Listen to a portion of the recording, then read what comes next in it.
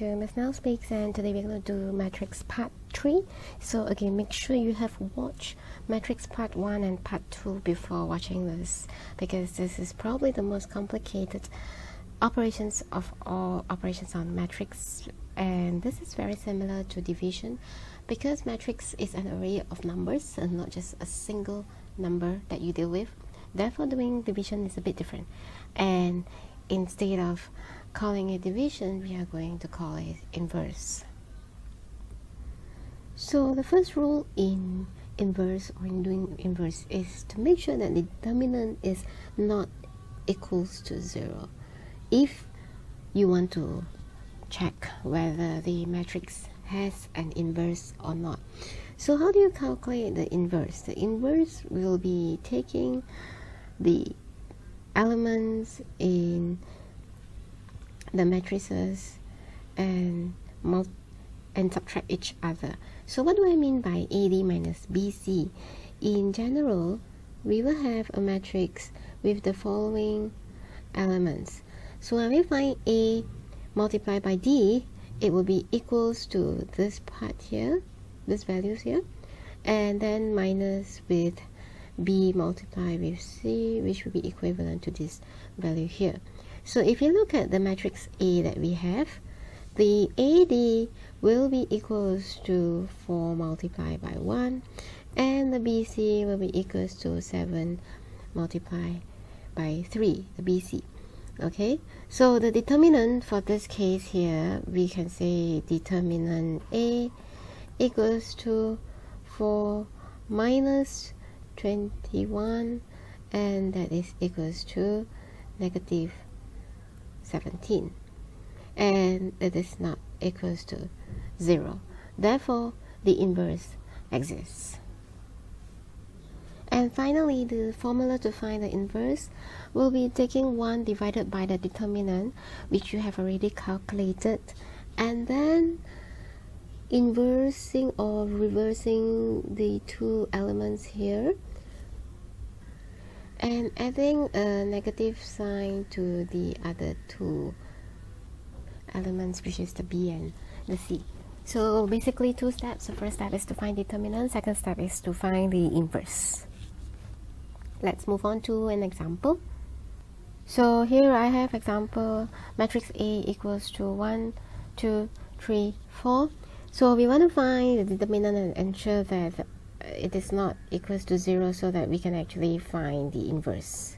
So it will be 1 times 4, which is 4, minus 2 times 3, which is 6, and that gives you a negative 2, so it is not equals to 0. Therefore, the inverse exists. Should we check for all cases? Most of the time, probably when you are asked to calculate or find the inverse of a matrix, it would have already existed, unless you are asked to check whether the inverse of a specific matrix exists or not. But no harm checking, because after all, you also need to calculate the determinant, because it's part of the step to find the inverse, right? And we use the power negative 1 to actually represent inverse, so we don't have to write out the word inverse so often, because it's like 7 letters. So the power negative 1 here understood that it is actually inverse matrix. So back to our formula, that will be 1 over the determinant. And what should you do? Switch sides for element A and D, and adding a negative to both element B and C. So there you go, you have this. So we just multiply the negative 1 over 2 into each of the element, so that gives you negative 2. And finally, after multiplying for each of the elements with negative 1 over 2, that is the answer that you are going to get.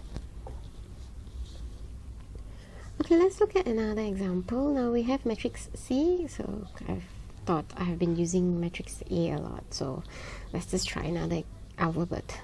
Usual things, step 1, we find the determinant first.